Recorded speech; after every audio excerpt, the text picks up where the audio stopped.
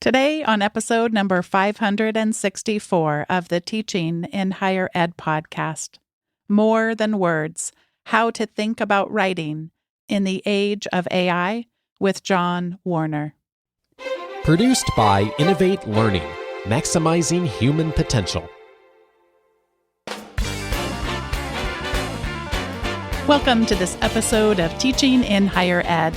I'm Bonnie Stahoviak, and this is the space where we explore the art and science of being more effective at facilitating learning. We also share ways to improve our productivity approaches so we can have more peace in our lives and be even more present for our students.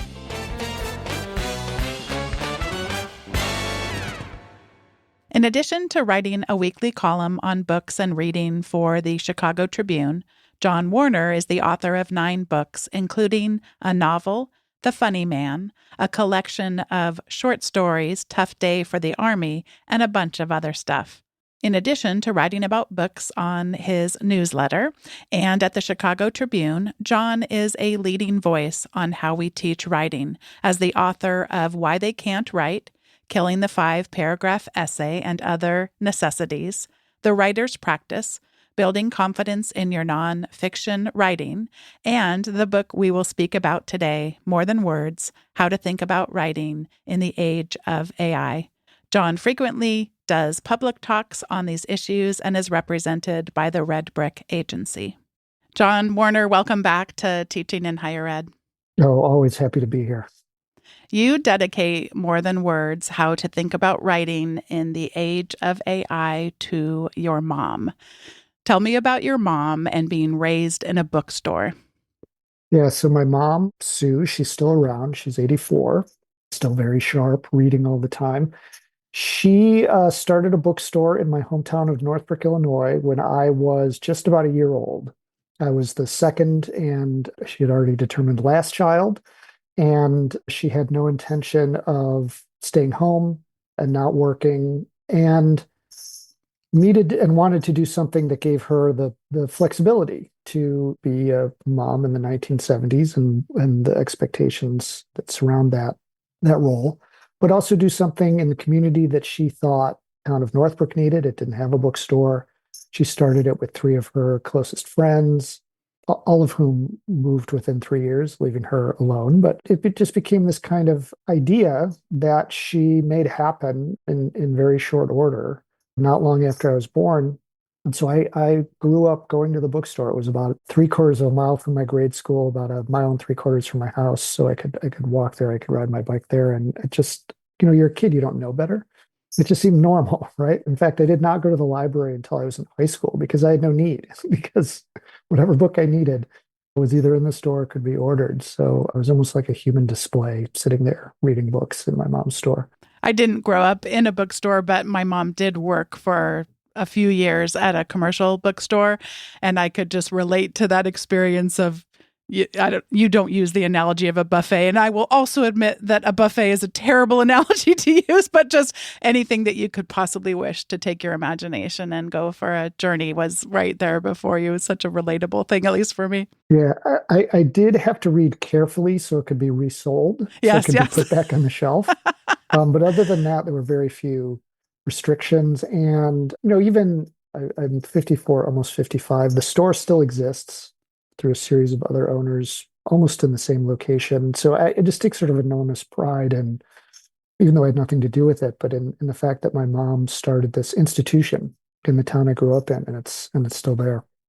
You are about a year older than me, and that was another thing I really treasure about this work is all of the metaphors and the cultural memories that you share throughout. But for those of us that are not of our particular age, would you talk about being raised also on the $6 million man and talk about the metaphor of ChatGPT turning us into bionic writers? And one last question, because I need to ask 3 questions all at once. How do I get that sound out of my head? Because you talk about the bionic man and instantly the sound comes in my head, but I cannot replicate the sound with my own voice. So there you go. So those of us of a certain age, I think sort of middle Gen Xers at this point, were raised right on the TV shows that were on when you got home from school. And one of them was always the $6 Million Man with Steve Austin, played by Lee Majors, who was a pilot who crashed, and they rebuilt him with quote unquote bionic parts. So he was the bionic man. And I think he had like one arm, one leg, and an eye or something like that. He wasn't all bionic, but his bionic parts were like much stronger and faster and all this kind of stuff. And it becomes like a touchstone for this idea that humans are fine, but humans combined with machines are obviously better, right? Superior than we could be as humans alone. And this is a notion that's been in science fiction for ages, and is even sort of an animating principle around some of the longstanding enthusiasts around artificial intelligence, right? Sort of cybernetics and these movements.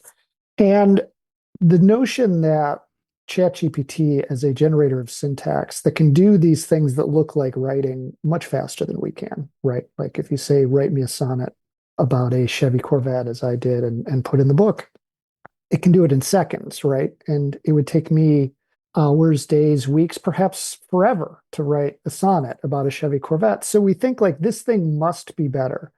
But one of the key messages I want us to examine is that being able to do these things more quickly or more efficiently or amaze us with the kind of magic is not better for humans, right? I mean, Steve Austin was great. He was a superhero and all that kind of stuff. But what a drag to have to solve every problem in the world because you're like the one super guy that has to go around doing these things. The idea that we have to kind of endlessly try to perfect ourselves or improve ourselves in the fashion of becoming machines, just it doesn't make sense to me, even as exciting and fascinating as this kind of technology may appear to be. I told my friend at work about reading your book. She is a little bit older than we are, but still can relate to the cultural things. And I brought up Tang. And Tang, for those not familiar, John will tell you about this drink in just a moment and why that metaphor is important. But both of us started to experience the chalky feeling in our mouths and almost the how if you didn't stir Tang up enough, it would leave these little chunks, for lack of a better word. And I told her, I said, this is so interesting to me because I don't know if John wrote about that where it didn't get stirred enough, and you'd have those grand what do they call like the little things in your mouth. The granules. Granules. That's the word I'm looking for. The granules in the mouth. I said, or if just my reading process was so engaged that I could no longer separate my own experience from the reading from yours. So tell us about Tang and why it is a helpful metaphor in our thinking about AI. Yeah. So again, for those of you who don't know, although Tang is still around, you can buy Tang, but Tang was a fad when I was a kid because it was the drink of astronauts, where because you couldn't have fresh orange juice on a rocket ship heading to the moon, but you could have powdered orange stuff that got mixed with water, and it was like you were drinking your orange juice.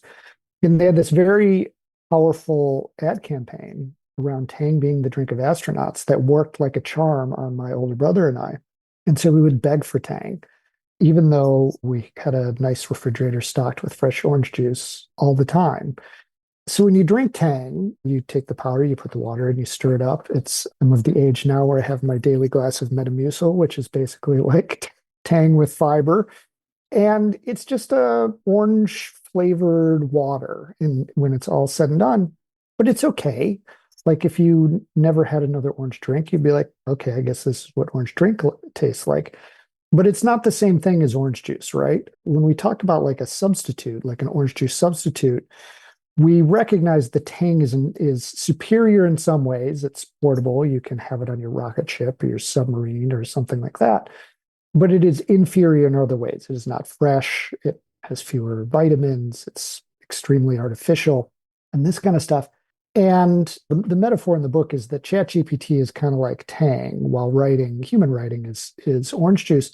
And my worry in that context is that because of our fascination with the outputs of this technology, we may create generations of people that drink Tang and say that's orange juice. rather than understanding that there are important distinctions between tang and orange juice. Not that we shouldn't have tang and that we should get rid of tang, we can keep tang.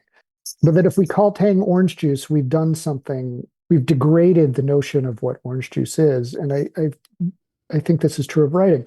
If we treat the output of large language models like ChatGPT as writing, as opposed to syntax generation, which is how I characterize it, then we're allowing the meaning of writing and the experience of writing to be degraded for humans. And over time, if we keep doing this and keep doing this and keep doing this, I'm worried we'll forget. We'll forget that writing is something different than syntax generation, and we will come to accept tang as orange juice. And we should prevent that from happening. And the easiest way to prevent that from happening is now. The easier part was like last year. But let's start now. Let's start as soon as possible so that we can have this new technology be useful to us in ways that doesn't erase our previous ways of being and the way those are useful to us. To that end, John, I invite you to read a short section from the book where you make this distinction and really clarify for us a premise around what writing and reading are to us as humans. What ChatGPT and other large language models are doing is not writing and shouldn't be considered as such. Writing is thinking. Writing involves both the expression and exploration of an idea, meaning that even as we're trying to capture the idea on the page, the idea may change based on our attempts to capture it. Removing thinking from writing renders an act not writing. Writing is also feeling, a way for us to be invested and involved not only in our own lives, but the lives of others and the world around us. Reading and writing are inextricable, and outsourcing our reading to AI is essentially a choice to give up on being human. There's yet another metaphor that you actually, in this case, you'd like to replace for us. And it's right there in the name, artificial intelligence. Instead of thinking about AI, ChatGPT, as intelligence, you ask us to replace that term in both our thinking and in our writing with automation. Could you explain a bit as to why that's a better metaphor for us? Yeah, so this draws heavily on the work of Emily Bender, who's a artificial intelligence scholar and linguist. And rather than seeing the process by which large language models fetch syntax and arrange it into sense making as thought or reasoning or being creative or anything like that, we should see it as an automated process governed by probabilistic algorithms. It really is, for some folks, including me, hard to wrap your head around that that's what these things are doing. They're just acting on probabilities, what the programmers call weights. So based on the weights, it's going to get different words in sequence. And this is nothing like what happens when humans write. It has no relationship to it whatsoever. It's a kind of mimicry based on the unfathomable amount of syntax that this pattern matching process has been able to swallow up and make use of. And so when we imbue the technology with things like smart, or it knows things, it is not smart. It knows nothing. And in fact, there's all these examples of very basic things that these models can't do, not because they're dumb, but because the way that they process is not capable of doing these things. So while it's incredible in a lot of dimensions, it also cannot count the number of R's in strawberry accurately because it doesn't count. It doesn't do math. It doesn't do all kinds of things. And it's not concerned with accuracy or truth or anything like that. And so we have to keep that in mind. And automation is a much better frame using Bender's framework, because what we're doing is automating certain things that would otherwise have to be done by people. And that automation is doing them differently. Now, the product may look similar, but we can't lose sight that the process was different and that there are compromises around what that output is based on these different processes. So as long as we can keep in mind, this is just a process of automating a response to a particular prompt, we can keep the capabilities of the technology in clearer sight and better context, and ultimately make better use of this stuff without kind of denying the unique properties of what humans are capable of doing. You talk about in the book, and of course in many of your other books as well, about writing as thinking. And I'll invite you to read another section from your book. Sure. Writing involves both the expression of an idea and the exploration of an idea. That is, when writing, you set out with an intention to say something, but as part of the attempt to capture an idea, the idea itself is altered through the thinking that happens as you consider your subject. And this is something that I talk about all the time because just about everybody has experienced it at some point where you're writing and you realize, oh, something, and it's sort of seems kind of mystical and inexplicable, but it really is just thinking. It's just thinking made manifest while we're writing. And it became one of the things that I often try to emphasize to my students. I would have an assessment where like the goal for this experience is just for you to have that sensation. So you know what it's like to think while you're writing. And then when it happens, I want you to record it. And we're going to talk about it afterwards. And obviously, nothing like that happens with ChatGPT. It's just assembling syntax based on probabilities. So the notion that we could discover an idea when we plug it into ChatGPT or the ChatGPT is going to discover something for us, it may combine words in a way that we haven't seen before, but that's not the kind of thing that happens when humans are writing and thinking. One of the tensions that you talk about a number of times that really struck me so much, it has to do with when we think of ourselves as teaching writing, which, by the way, I don't, and I realize that's a problem. So I mean, all of us teach writing. It's kind of like who's responsible for retention at a university. You know what I'm saying here? But those of us who really identify as teachers of writing, you talk about this tension that so many may find themselves in of teaching writing for correctness, for accuracy, for all of those things. And I found myself really thinking that I'm struggling. I'm struggling so much, John. I mean, I have not had since November of 22 any perfect answers to any of these challenges where we find ourselves. But I love it so much when I can just focus on the writing and not worry about the correctness. I've had a student who I am fairly sure has dyslexia or something going on where they would spell words just entirely not correct. And I could have made the choice to say, you have to make every single thing that you are writing down perfect from a grammatical spelling type of thing. And I think, I don't know that I would have found myself in the same place. And again, I don't pretend to have the right answers. And some people I may be making really, really angry right now. But would you talk about kind of this tension between we want to cultivate writers and writing, and yet there is such a thing as something that is grammatically correct. So how are you thinking about those things? Yeah, I mean, the key, I think, is to realize that there is no easy answer to these questions, right? We're talking about a variable human process. And when we say writing, we have to recognize the context and occasion and purpose for a piece of writing varies incredibly, right? And so the values we may bring to a piece of writing will be very different depending on those factors, right? The tension of school is that we have to grade these things in some way. We have to say, is this worthy of whatever score that we have decided to use on something?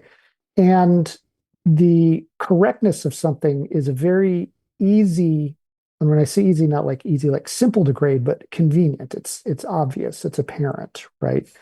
And so we often let these apparent criteria stand in for more meaningful criteria. One of the just general recommendations I make around assigning writing and assessing writing, and in some ways this is easier for writing teachers because I can say things like, in this experience, where I don't care if you're going to prove to me sort of mastery of subject knowledge because I'm teaching history or political science or criminology or what have you. I can just say, I want you to have an experience that reveals to me that you're developing as a writer. I can get away with that. That's harder in other subjects. But we can think about the values that attach to the artifact we're asking students to produce.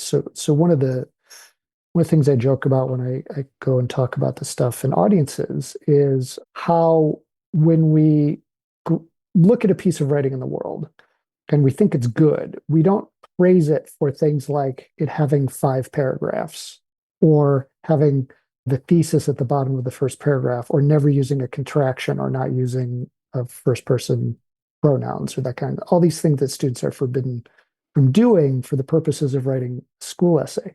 That's not how we respond to these things as an audience. And so if we're going to ask students to produce written artifacts, we must first, I think, look at them from the standpoint of audience. What is this thing for? Who is it for? What is its purpose? What is its message? Who is its audience? The rhetorical situation. And then assess them according to those criteria and those values. And so if correctness is important in that context, we can still value correctness. We're going to value correctness because it's important in that context, not just because correct is better because we're in school. And I bring this stuff to my different work all the time. I write a column for the Chicago Tribune. I write a blog for Inside Higher Ed, and I write my own personal newsletter every week. The Chicago Tribune column and the Inside Higher Ed blog have copy editors who go in and fix my mistakes. My newsletter does not. And there are mistakes in my newsletter every week because proofreading is not a strength. And but mostly because my audience doesn't care, because the expectation for that medium is different than a column in a newspaper, right? And so we can be thoughtful about how we assess these things depending on what we want students to demonstrate to us in terms of their thinking, in terms of their learning. So if it's something a student is writing for a teacher to demonstrate knowledge and engagement or depth of engagement, we can maybe say, maybe correctness isn't necessarily the thing that I care about now, as long as I can see evidence of depth. We can set the thermostat differently for these things. Like, oh, I don't care about absolute correctness, but I don't understand. I can't quite grasp what they're saying, so I need to move that up a couple of notches before they're there. And it's just a problem to be solved over and over and over again because there is no solution. I think of teaching that way. Teaching is just sort of iterative attempts at getting students engaged in learning, and it's a moving target all the time. The students of today, particularly after the pandemic, are not the students of 5-6 years ago. We have to just recognize the reality of the conditions on the ground and do our best. And part of that is also giving ourselves grace to recognize there are no answers to these things, that it is going to be a process. You talk about that very thing in the book, but you also shared so candidly and in such a compelling way just about every class, every person is different. I mean, talk about the complexities and the messiness of learning that really stood out to me.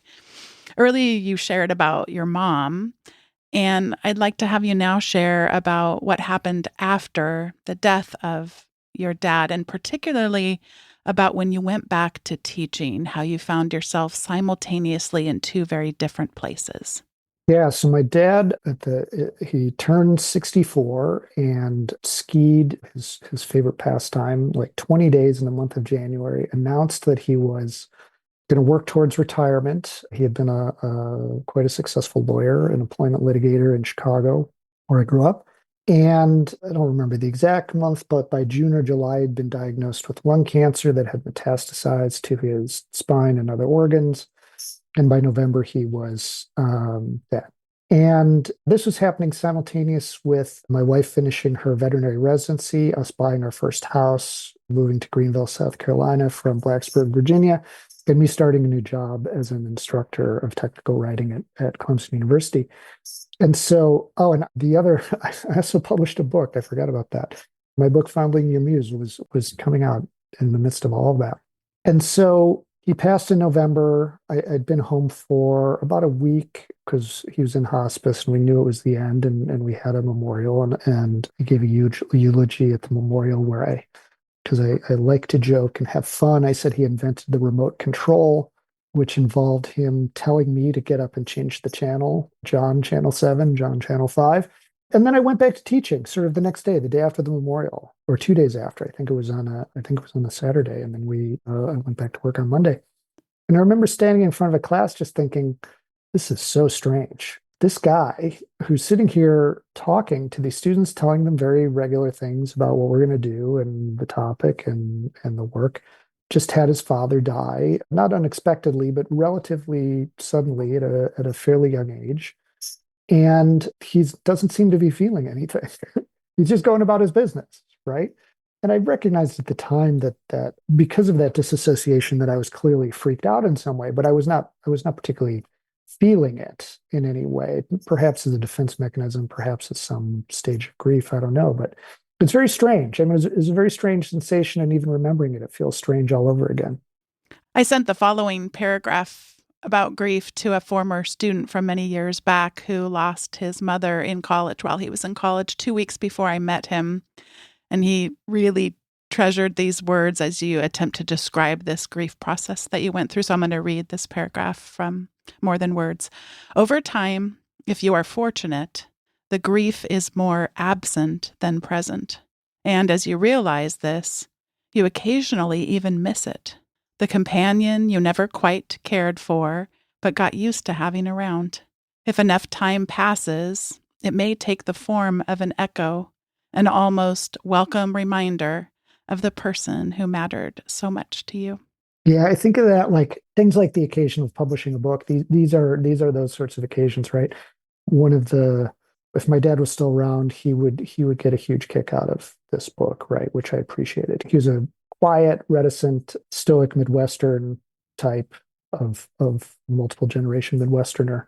But he also was, and I wrote an essay about this some years after he passed. He was also sort of my biggest fan without necessarily even telling me that. But I years later, I don't think this is in the book, but years later, my mom was moving out of the house that she had shared with him into a new place, and started going through his desk and stuff. And he had this big, like, legal file folder of stuff I had published, either in print or a lot on the internet that he had printed out because he could barely use a computer, and just kept. And so it's that sort of thing. But it does remind you, like, that you are permanently bonded to these people who are in your life. And I'm sort of grateful that I've had the opportunity to write and think about these things as a way of remembering them, with not without some lingering pain, but primarily with gratitude for the life that I've been able to have due to having good parents like my mom and dad. You write with a lot of humility, and you are speaking today with so much humility, in that we don't have this figured out.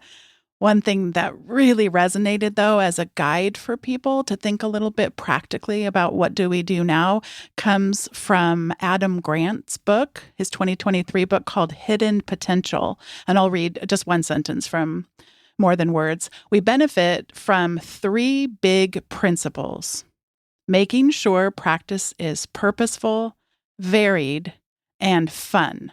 Would you tell us about what that looks like on a basketball court and also in our teaching? Yeah, so the example Adam Grant uses in his book, Hidden Potential, is Steph Curry of the Golden State Warriors, who does these workouts sort of with his personal coach, where he sets up challenges that seem impossible, like making a certain number of layups, shots from the free throw line, three-pointers, all in a kind of set amount of time. So he's constantly sprinting around the court, shooting the ball. And anybody who has watched him play basketball sees that he's kind of a perpetual motion machine. One of his chief skills is that he never stops moving. And at some point, the defense gets tired of chasing him, and that's when he hits a shot. The key is not just shooting 1,000 three-pointers every day, but it's making the doing of the shooting fun. So in addition to, like, those games he plays with his trainer, he tries trick shots and impossible things to keep it fresh. And those criteria, it's interesting. It's really the opposite of what we've done with students for a couple generations now, where they write 5-paragraph essays over and over again. But even I think I underappreciated how important those criteria for practice are, until while I was writing the book, I was also trying to relearn playing the drums. I had played drums in a band when I was in Chicago in my late 20s. So it had been almost 25 years since I had played the drums. And at the time, I was self-taught, and it was not particularly good. I could play the songs our band did because they were our songs, but anything else wasn't that great. And I started taking drum lessons at the School of Rock, which is mostly children, but does allow adults in to take lessons and play in a band.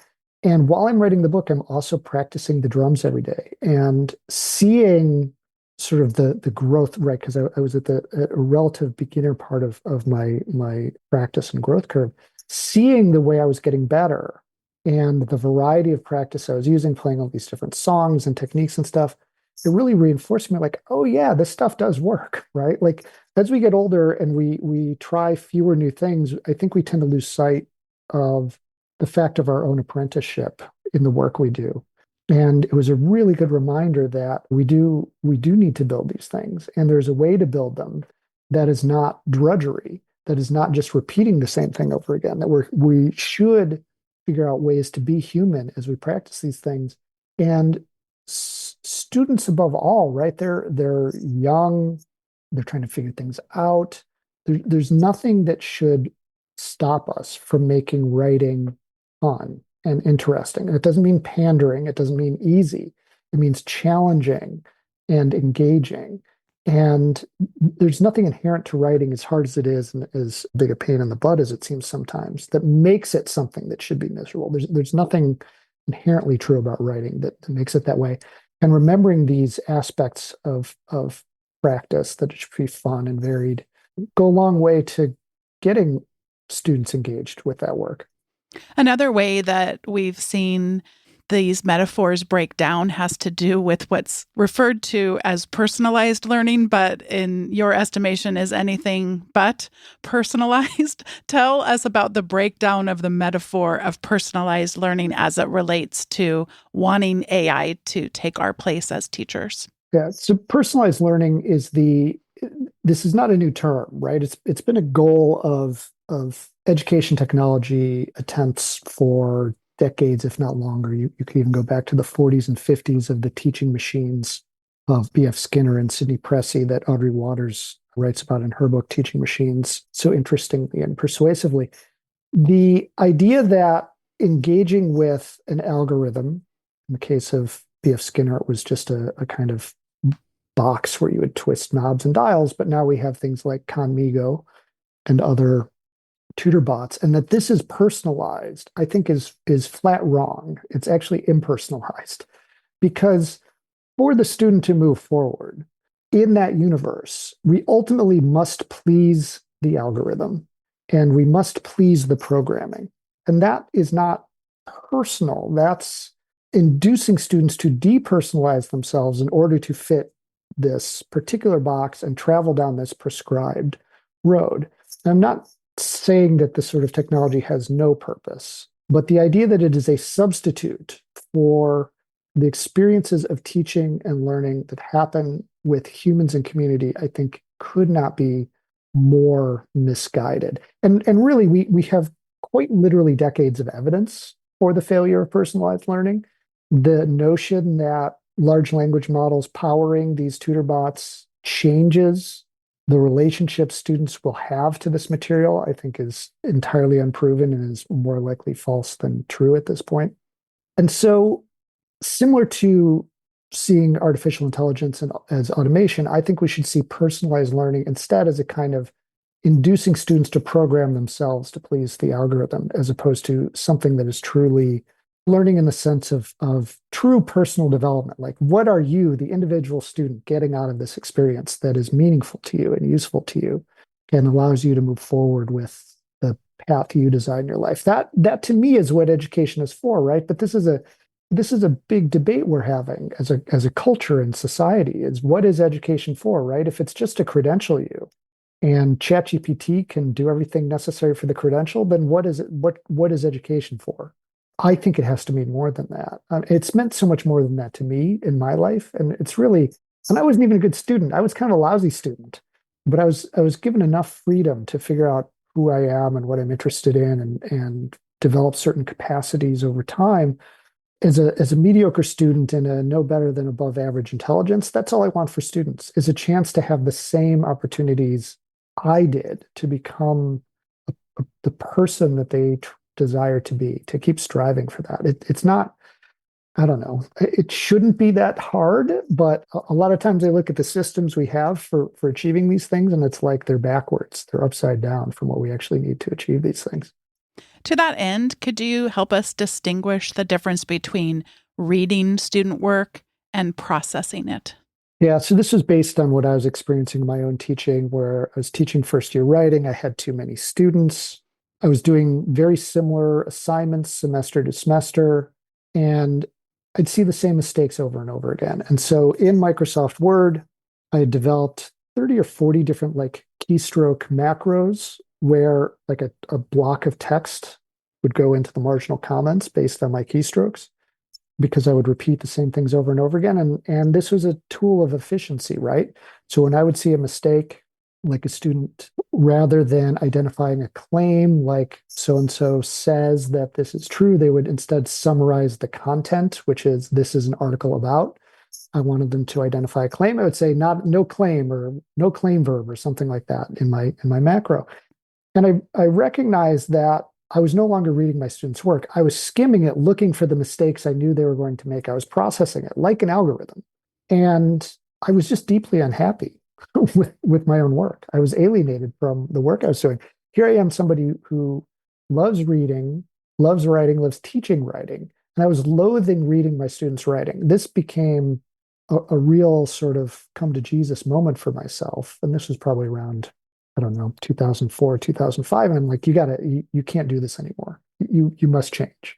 And so I did. I just started experimenting and saying, I'm going to read students' writing and I'm going to respond to students' writing like a person who's read it as opposed to somebody who processed it. This ultimately led to stuff I've written about in my other books around the writer's practice. But we've now have a technology that can do this better than I ever could process student writing. And there's some enthusiasm for this. Oh, well, this can get through it more quickly. And the feedback is a lot like what I would do. These are the things that I think we need to strongly question because if the thing that cannot think, cannot feel, cannot read, that only works on algorithmic pattern matching processes is giving the feedback, clearly this is not feedback that is unique to human beings and unique to how we read. And so I think we have to think about reading student writing and responding to it as people, as audiences, as readers, how we do any other writing in the world, rather than treating it as like this is student writing and I have to correct it or I have to find the errors and identify it as I spent so many years doing. This is the challenge, right? If this technology can do these things, then either they're not worth doing, or if they're worth doing, we have to think about how we measure and assess them differently, or we have to do something different. I think those are our choices. And I was on the do something different train long before ChatGPT showed up. So it's it's a comfortable place for me to be. I think it's less comfortable for others, but I do think now that this technology exists, it's imperative. One final set of metaphors before we get to the recommendations segment. I'll invite you to share and also read a bit from your book. You reject the pivot and you embrace Frogger. Some of these I've forgotten about. It's been a while since I read my own book, but yeah. So one of the kind of truisms of the business world, particularly the tech world, is the need to pivot, right? Like if your business is failing, you got to pivot. You have to find a new audience or a new use for your product or something like that.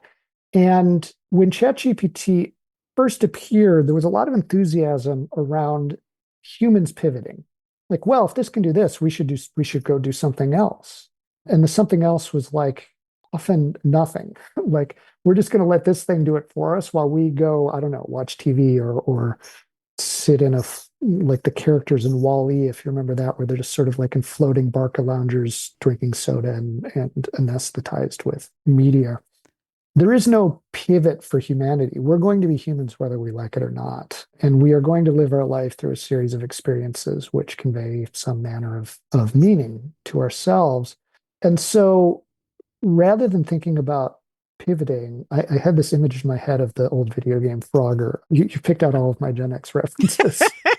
Where with Frogger is a game where you start at the bottom of the screen and you're a frog and you're trying to get to the top of the screen. And you might have to like cross a busy highway or a river with logs and alligators and kind of stuff floating on it.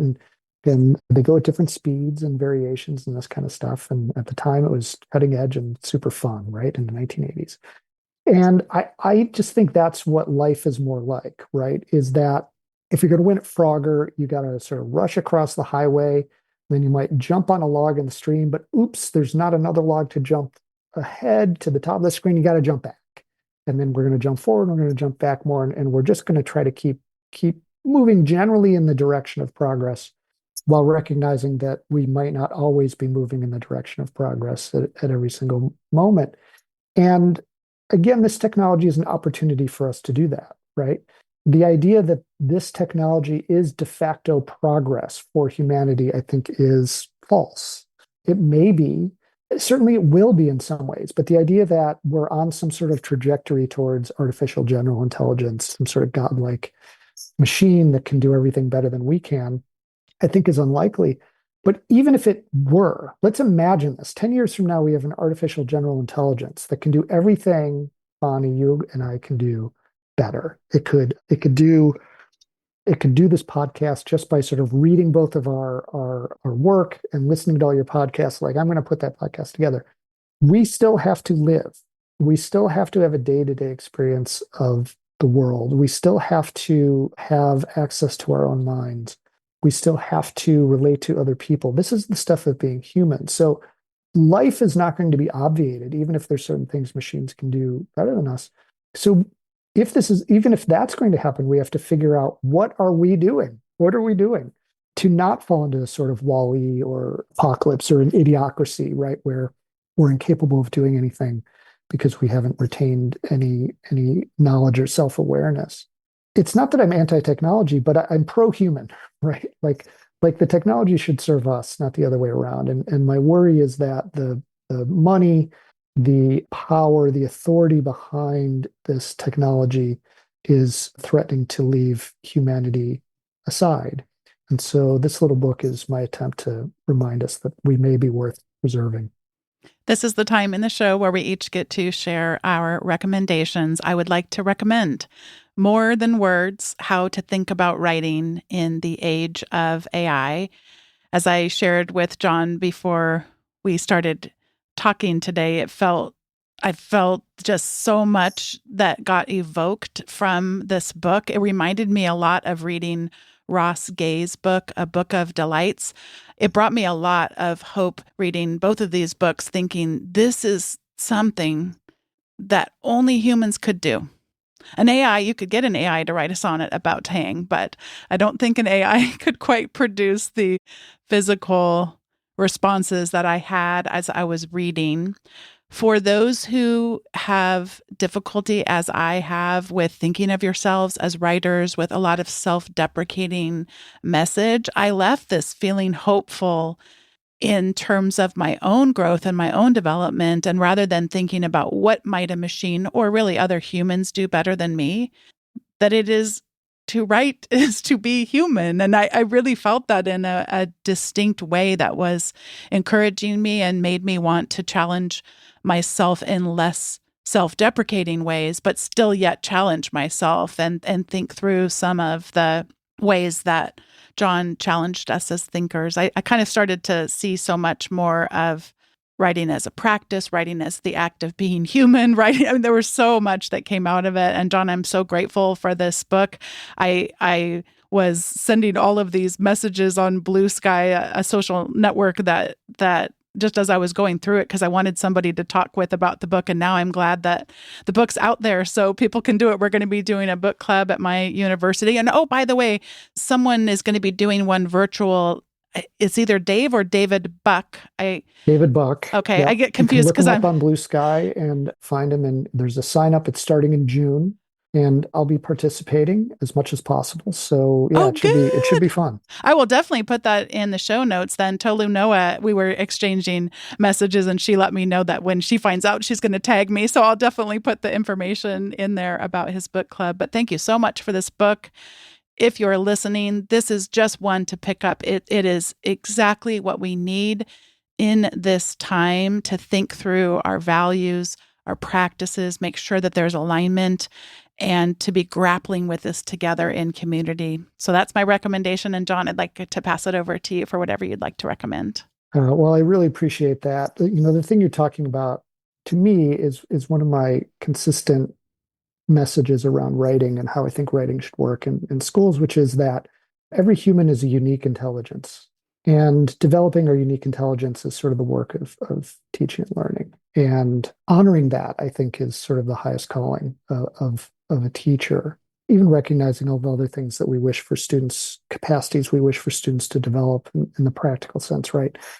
And that notion of the unique intelligence is at the center of my recommendation. And my newsletter in honor of the book's release, and we're talking the day after the book was released, I've been doing a series of posts of the books that helped me write the book.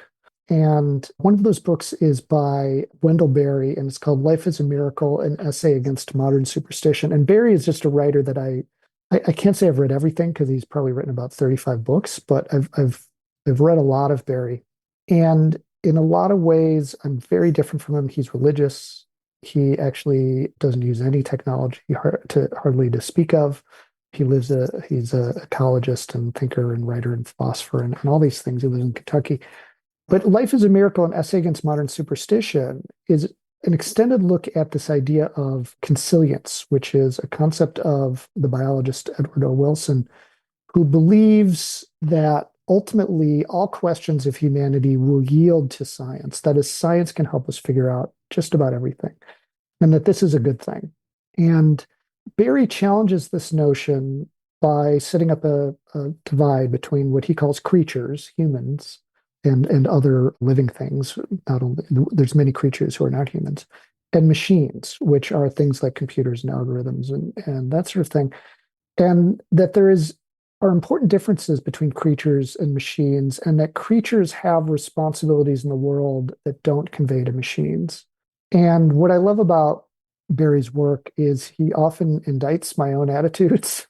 He'll write things that make me think like, oof, well, you haven't been thinking about that enough, but in ways that open me up to thinking about them. And Life is a Miracle is a great example that you really could pick up any one of his books. He's got a sort of collective best of collection that you could start with, but given that Life is a Miracle is central to the concluding chapters of More Than Words, that's my recommendation for this time. Thank you again for this book, John. Thank you for your work more broadly and for the times I've been honored enough to get to speak with you. Such a joy today to connect on this important work. I will do it anytime. I would do it weekly if you'd have me. Thanks once again to John Warner for joining me for today's episode. Today's episode was produced by me, Bonnie Stachowiak. It was edited by the ever-talented Andrew Kroger. Podcast production support was provided by the amazing Sierra Priest.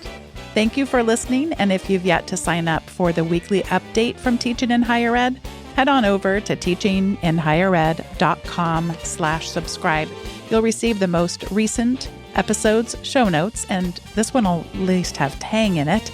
And you'll also receive some other resources that go above and beyond those show notes. Thank you so much for listening, and I'll see you next time on Teaching in Higher Ed.